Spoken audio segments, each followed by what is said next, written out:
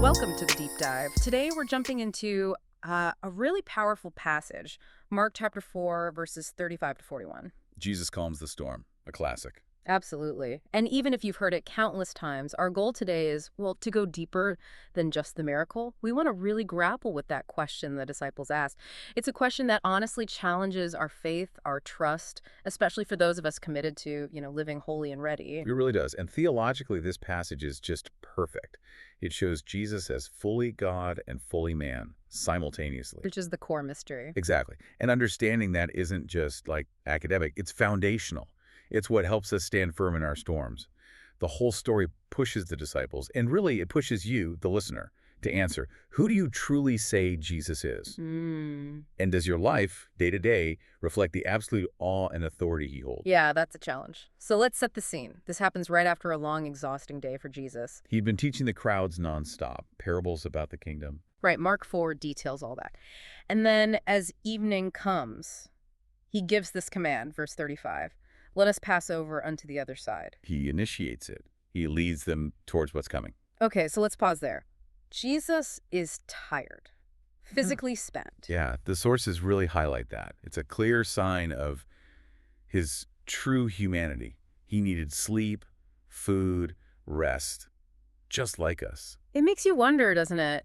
If the Son of God needed physical rest during his ministry, why do some of us push ourselves to burnout? Good question. Like, we think we're somehow exempt from basic human needs. It shows his realness, his incarnation. But here's something critical, something that often gets glossed over. What's that? They sailed into that terrifying storm because they obeyed his command. They followed Jesus. And walked right into danger. Precisely. So what does that do to the idea that hardship is always punishment for doing wrong? It flips it on its head. It means difficulty isn't always about disobedience. Exactly. Sometimes, maybe often, hardship comes because you're doing the right thing. Yeah. Because you're following him. Like Peter says, better to suffer for doing good, right? Right. 1 Peter 3.17. Jesus wasn't promising an easy ride. He promised to get them to the other side. Salvation? Maybe. He led them into that storm on purpose. To teach them something deeper about himself, something parables couldn't capture. I think so. A divine object lesson. Wow, what a lesson. The Sea of Galilee, it's notorious for these sudden violent storms. Winds just whipping down from the hills. Terrifying. And remember, these weren't just random passengers. Some were seasoned fishermen. They knew these waters. Yet they were panicked. Absolutely panicked. And there's that little detail in verse 36.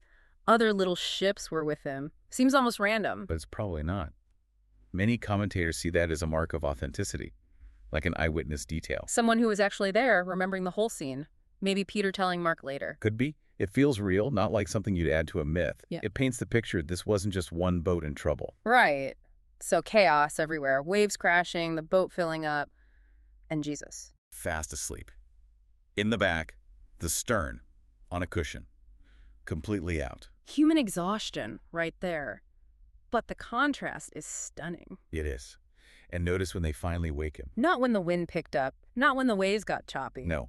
Only when the boat was literally sinking, when they thought they were about to die. That hits close to home, doesn't it?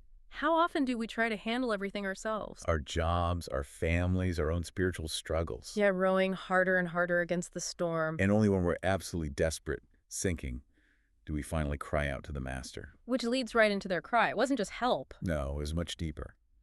Master, carest thou not that we perish? Ooh, that's a heavy question. It's devastating. It's not about his power. They woke him because they obviously thought he could do something. Right. They believed in his ability. But they doubted his character, his love, his care. Are you saying, we know you can sleep through this, but do you even care that we're drowning? Essentially, yes. And that doubt, that's a serious lack of faith, even if you believe he's all-powerful. It's different from Jonah sleeping on a ship, isn't it? Totally different. Jonah was running from God. His sleep was defiance. But Jesus was resting in God's will after fulfilling his mission. His sleep showed his humanity. And his waking action showed his divinity. And that doubt the disciples had about whether he cares. That's the doubt we wrestle with, isn't it? Especially when we're trying to live right, trying to walk in holiness. When the storm hits because we took a stand for what's right or made an obedient choice that led to hardship. Yeah. The sickness comes, the financial trouble hits, the persecution starts. Yeah. And we know God can fix it. But deep down, we wonder. Does he care enough Hmm. about me right now? That questioning of his goodness, his compassion, Hmm. that's where real faith needs to grow. Believing in his power and his unwavering love, even when he seems silent or asleep. So how does Jesus, this perfect blend of human and divine, respond to that accusation, that fear? Well, first, he acts. He gets up. And he doesn't launch into a prayer meeting or some ritual? No, he just speaks Ah, directly to the wind and the waves. peace, be still. Simple command.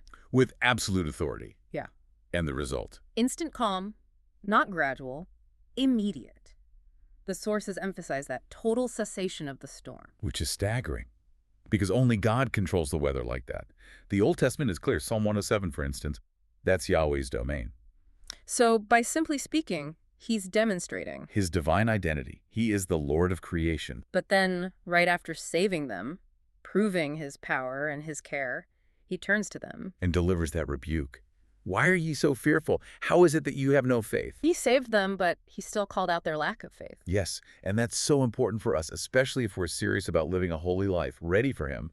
Notice he still saved them, even though their faith was weak and fearful. That's encouraging. We don't need perfect faith before we cry out. Exactly. He meets us in our mess, in our fear, in our doubt. His grace is sufficient. But the rebuke is still there. The rebuke reminds us what the goal is. The goal isn't just getting saved from the storm, it's developing the kind of unwavering faith that trusts him in the storm. Trusting him even when he seems asleep.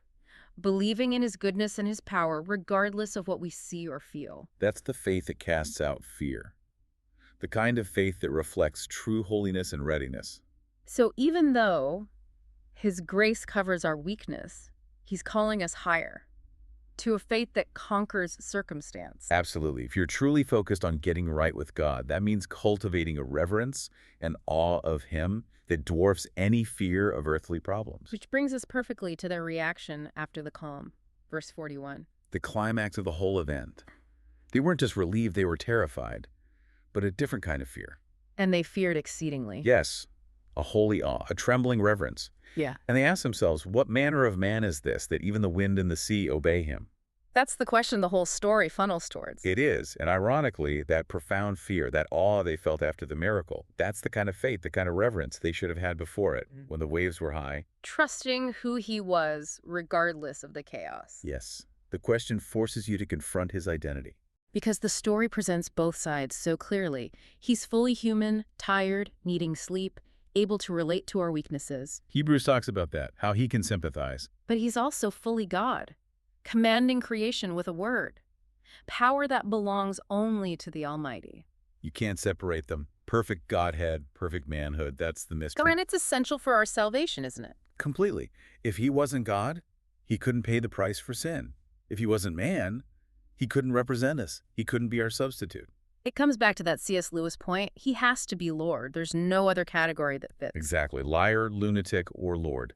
The evidence points overwhelmingly to Lord. So for us, living this out, that great fear they felt, that awe. That needs to be our default setting. Not fear of God in a negative way, but trembling reverence for God. An awe that makes us choose to fear him, his power, his authority, his holiness above any circumstance. Fear God, not the storm. That's it. When you truly grasp his supremacy, the one who silenced the sea with a word, it changes everything. It fuels worship. It fuels a desire to live right, to get right, every single day. That awe shouldn't paralyze us. It should push us towards holiness, towards unwavering trust. Precisely. So the big takeaway for you listening, Jesus is in control over everything. The storms in your life, the calm moments, all of it. When those difficulties hit, what rises up in your soul first? Is it fear of the situation, or is it that deep, holy awe of the one who commands the waves? We're called to live that life of unshakable faith, trusting his nature, his power, and his compassion, knowing he will save those who belong to him, affirming his lordship daily, striving for that holiness that flows from genuine awe. Okay, here's a final thought to chew on. If the storms reveal our default, whether it's fear of circumstance or awe of God, what does that say about our actual readiness, our preparedness to stand before him? That's sobering. How can meditating on his absolute supremacy, the one who just spoke peace, provoke that kind of trembling worship that makes us want to live holy, truly get right every single day, ready for his return? A vital question for all of us. And the story doesn't end there. They get to the other side. To the Gadarenes. Right. And next week, we'll see Jesus confront a different kind of storm, the spiritual forces of darkness, his power over demons. It just keeps revealing more of who he is. Looking forward to it. Until then, reflect on the master of the wind and waves.